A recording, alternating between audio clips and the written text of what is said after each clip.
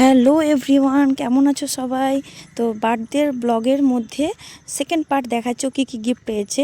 প্রথমেই বলি, একটা সুন্দর ফুল দিয়ে শুরু করেছি, আর ওর পাপা দিয়েছিল school bag, drawing book, drawing খাতা আর একটা রেগুলার খাতা।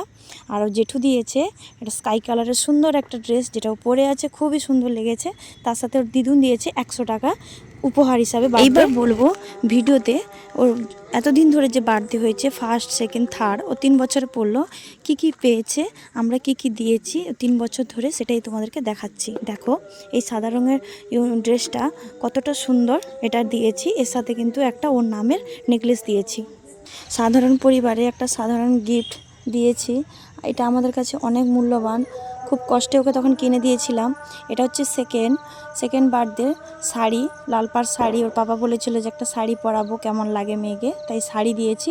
আর দিয়েছি ব্রেসলেট হাতের উপর, আর একটা হাতের তক্তি ছোট ডান সাইডে পরার জন্য। তো এভাবে দুটো দিয়েছি উপর।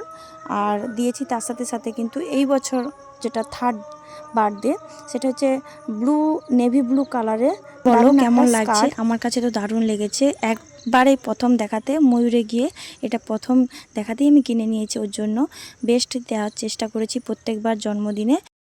কমেন্ট করে বলো কোন গিফটটা বেস্ট লেগেছে। তারপরে দিয়েছি কিন্তু রূপোর একটা মল, যেটা খুবই ইউনিক। ওর একটা রয়েছে এবং সেটা তারপরে এটা একটা করে দিয়েছি, আমারও এরকম রয়েছে।